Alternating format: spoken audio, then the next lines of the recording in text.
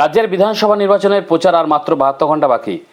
তাই জয়ের লক্ষ্যে প্রচারের ময়দানে 1 ইঞ্চি জমি ছাড়তে নারাজ 69 নম্বর ভরতপুর বিধানসভা কেন্দ্রের তৃণমূল কংগ্রেস প্রার্থী মুস্তাফিজুর রহমান ওরফে সুমন। রবিবার সকাল থেকে ভরতপুর বিধানসভার বিভিন্ন এলাকা প্রচার সেরে বিকেল 5টা নাগাদ ভরতপুর 1 নম্বর ব্লকের ভরতপুর পঞ্চায়েত এলাকার করন্দির ফুলবাগান থেকে শুরু করে মিল্কিপাড়া, পশ্চিমপাড়া, মেলাপাড়া, শেখপাড়া, হিন্দুপাড়া হয়ে বামুন্ডি গ্রাম, হাটতলা, মাসন্দি ও বিনোদ গ্রাম সহ বিস্তীর্ণ গ্রামে রাত্রিবেলা পর্যন্ত প্রচার চালান তিনি লাইটের ব্যবস্থা করে। মানুষের দুয়ারে দুয়ারে গিয়ে সৌজন্য বিনিময়ের পাশাপাশি মমতা বন্দ্যোপাধ্যায়ের জনমুখী প্রকল্পগুলির সুফল তুলে ধরেন। জোড়াফুল প্রতীকে ভোট দেওয়ার আবেদন জানান প্রার্থী। প্রচার চলাকালীন সাধারণ মানুষের মধ্যে স্বতঃস্ফূর্ত উন্মাদনা ছিল চোখে পড়ার মতো। কোথাও মহিলা থেকে বয়স্ক পর্যন্ত মোবাইলে সেলফি তোলা, পুষ্পবৃষ্টি ও মালা পরিয়ে বরণ, আবার কোথাও প্রার্থীকে ঘিরে নিয়ে সস্নেহে আশীর্বাদ ও মিষ্টিমুখ করেন আপন জনতা। বাজনা তালিয়া দলীয় স্লোগানের মেজাজে ঘরের ছেলেকে এক নজরে দেখতে ভিড় জমান কচিকাচা থেকে বৃদ্ধ মহিলা সকলেই।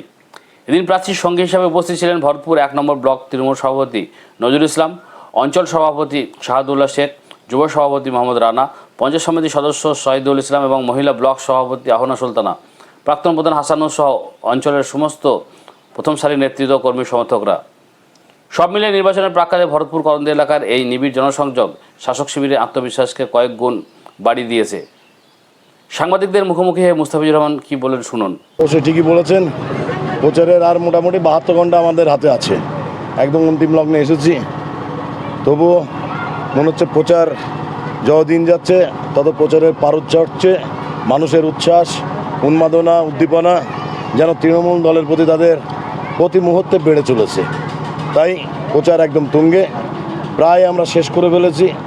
শেষের দিকেই ভরতপুরের আজকে কয়েকটা গ্রাম বাকি ছিল, সেই গ্রামগুলো প্রায় শেষের দিকে।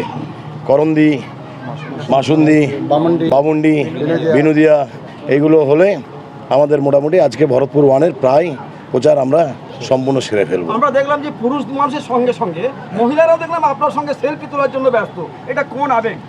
অবশ্যই এটা আবেগটা তাদের একটা জায়গা থেকেই আসছে, যে তাদের কাছে মূল আবেগ হচ্ছে যে আমি মমতা বন্দ্যোপাধ্যায়ের এবং অভিষেক বন্দ্যোপাধ্যায়ের স্নেহধন্য প্রার্থী। কারণ প্রত্যেকটা বাড়িতে বাড়িতে মমতা বন্দ্যোপাধ্যায় প্রত্যেকটা পরিবারে এমনভাবে ওতপ্রোতভাবে ঢুকে আছে। তাই মমতা বন্দ্যোপাধ্যায়ের প্রার্থীকে পাওয়া মানেই তারা মনে করছে মমতা বন্দ্যোপাধ্যায়ের প্রতিচ্ছবিকে তারা পাচ্ছে, অভিষেক বন্দ্যোপাধ্যায়ের প্রতিচ্ছবিকে তাই পাচ্ছে।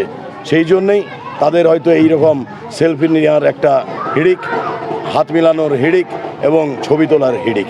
তো এটা ঘোষ বিজেপির প্রার্থী আপনার জন্য অভিযোগ করেছেন যে আপনি পাকিস্তান জিন্দাবাদ স্লোগান দিয়েছিলেন, কি বলবেন? অনামিকা ঘোষ তো জুমায় 8 দিন এলো। অনামিকা ঘোষের তো সালার সম্পর্কে বা ভরতপুর বিধানসভা সম্পর্কে এখনো সম্যক ধারণা তৈরি হয়নি। কিন্তু এই কথাটা আমাদের বিধানসভার আর একজন প্রার্থী, সে আমার মুখে আমার নাম করে সে বোধহয় 1000 বার বলে ফেলেছে যে অকথ্য কথাটা, যেটা কোনোদিনই ভারতের সুনাগরিক হিসাবে আমার মুখ দিয়ে কোট আনকোট কখনোই বের হয় না, কিন্তু আমার নাম করে তিনি 1000 বার বলে ফেলেছেন। যে কথাটা তারা বলছে এটা নিছকই 2012 সালের তাদেরই দেওয়া একটা চক্রান্তমূলক একটা কেস। এটা একটা জুডিশিয়ারি সিস্টেমের মধ্যে আছে। যদি এত বড় অপরাধী আমি হতাম, 2012 সাল থেকে আজ 2026 সাল, এই 14 বছর ভারতের জুডিশিয়ারি সিস্টেম, ভারতের আইন ব্যবস্থা তারা কি ঘুমিয়ে আছে? মোটেই নাই। অর্থাৎ এই কথাটা নিছকই তাদের তৈরি করা কথা, এই কথার কোনো ভিত্তি নাই। আমার নাম করে তাদের বলতে মাঝে মধ্যে ইচ্ছা হয়, তাই তারা এই কথাগুলোকে, নোংরা কথাগুলোকে বলে। আমি এমন একজন ভারতীয় বলে নিজেকে গর্ববোধ করি। আমার 2 সন্তানের মধ্যে এক সন্তানের জন্ম 2 অক্টোবর অর্থাৎ মহাত্মা গান্ধীর জন্মদিনে জন্ম, আর এক সন্তানের জন্ম দেশের নেতা, দেশনায়ক নেতাজি সুভাষচন্দ্র বোসের জন্মদিনের জন্ম 23শে জানুয়ারি। তো এটাই আমার দেশভক্তের আমি মনে করি সবচেয়ে বড় প্রমাণ। তাই তারা কি বললো না বললো এতে আমার কিছু যায় আসে না।